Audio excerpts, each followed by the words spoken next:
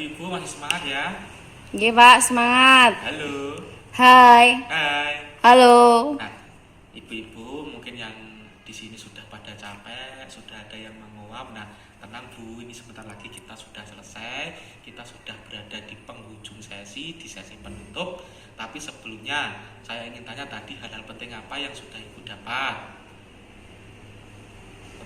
Pertama tadi tentang penelantaran Bu ya. Nggih. Penelantaran itu apa Bu? Misalnya contohnya adalah hal-hal hak-hak anak tidak dipenuhi, Pak. Iya benar sekali. Misalkan contohnya hak untuk mendapatkan kasih sayang. Iya, Terus benar mungkin sekali.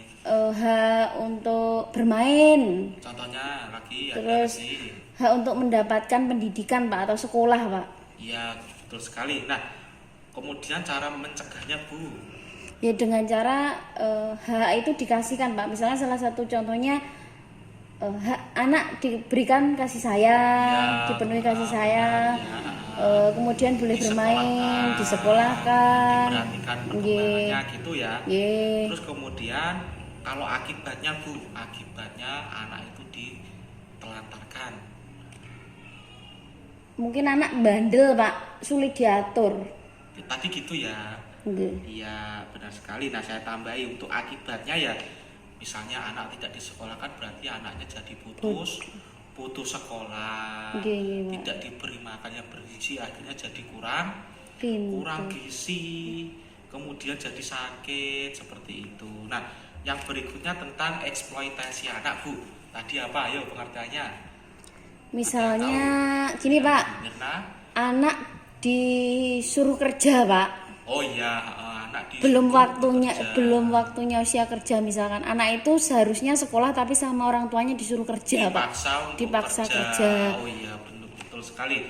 Nah, eksploitasi anak itu pemanfaatan anak untuk meraih keuntungan material dan non material tadi ya. Kalau material contohnya ya disuruh ngamen, disuruh kerja, seperti itu. Kalau non material tadi apa Bu? Contohnya Bu, yang ada yang sudah didiskusikan tadi,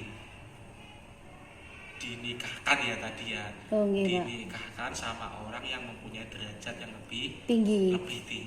Itu contohnya yang non Material. material. Nah, kemudian cara mencegahnya apa tadi? Gimana? Lupa? Ada yang tahu? Tadi Lebu yang mengupayakan tetap anak bisa sekolah, wayai sekolah ya dikon sekolah, tidak menikahkan anak sebelum usia berapa? 18 tahun, tidak menyuruh bekerja yang mengganggu kegiatan bermain dan belajar. Kemudian akibatnya tadi apa Bu? Kalau anak ini masih kecil sudah dipaksa untuk bekerja berat, contohnya apa Bu? Fisiknya pasti terganggu. Kalau orang Jawa itu ngomongnya jadi kuntet Bu, gak iso gede kan Bu.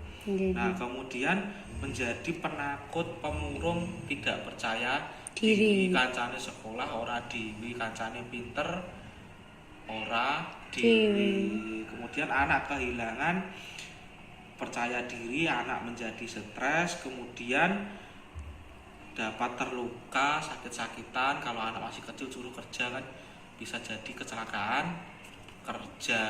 Nah berikutnya ibu-ibu saya ajak nonton film ya. Nah film ini sangat menginspirasi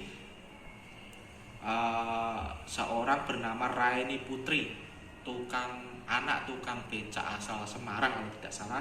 Dilihat di filmnya itu bisa meraih penghargaan Kamlut.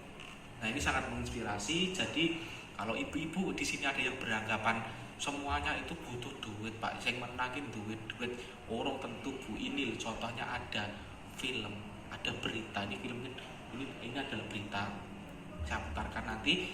Itu anak tukang becak dengan kemampuan ekonomi orang tuanya yang terbatas, si Mbak Reani Putri ini bisa menjadi orang yang sangat-sangat berprestasi, bisa kamlot nilainya 3,9, hampir sempurna. Nah mari kita bersama-sama ya, mohon diperhatikan. nanti ada pertanyaan setelah film berakhir. Siap? Siap, Pak. Oke, saya putar filmnya.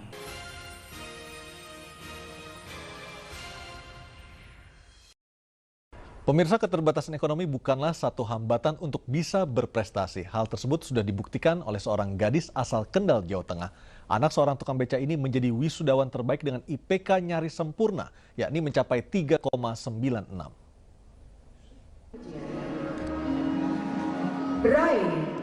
Senyum bahagia tak lepas dari wajah Raini.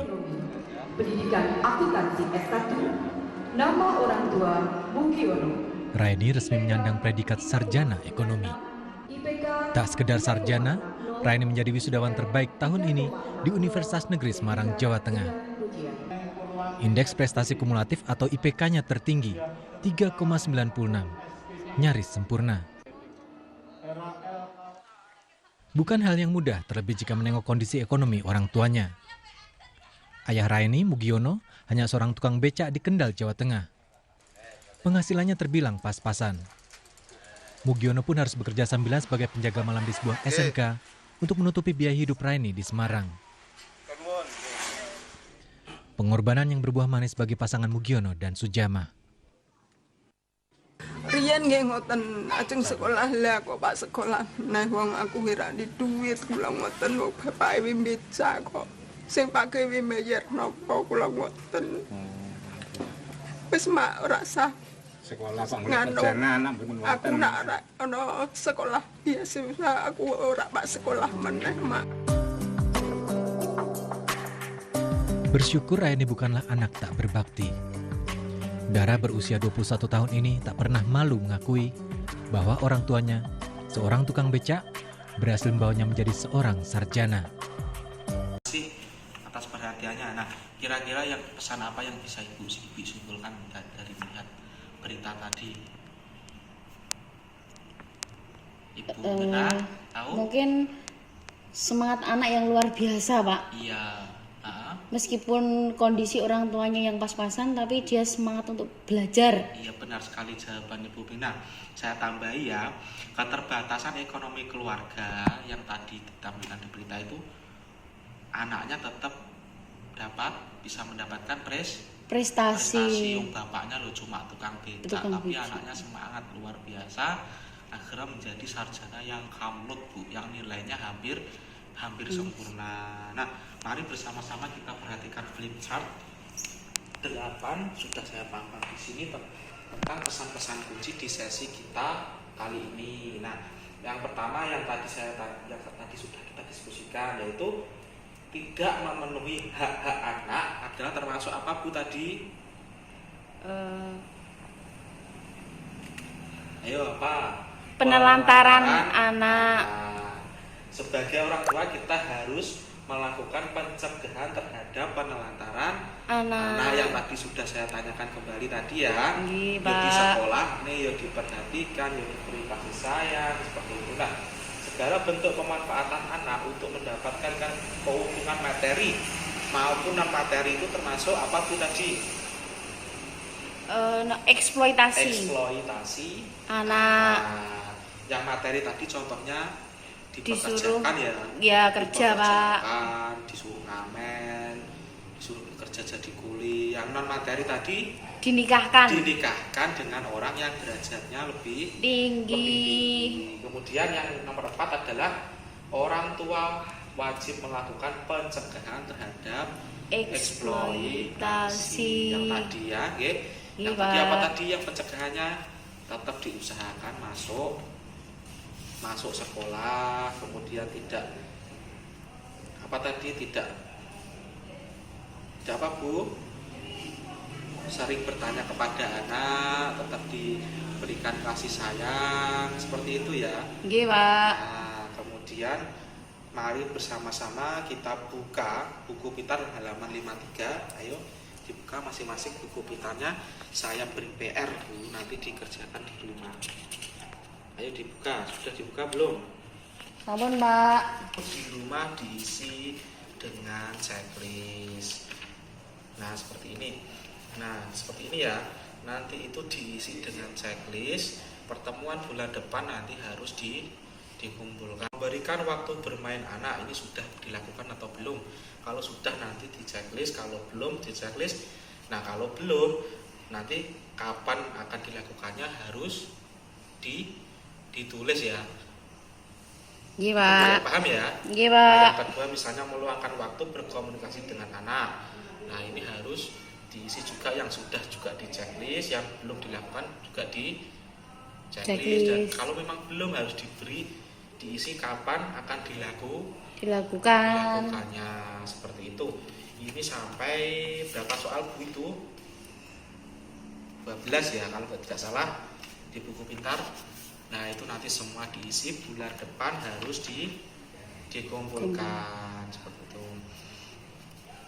Nah itu tadi Bu serangkaian sesi kita hari ini.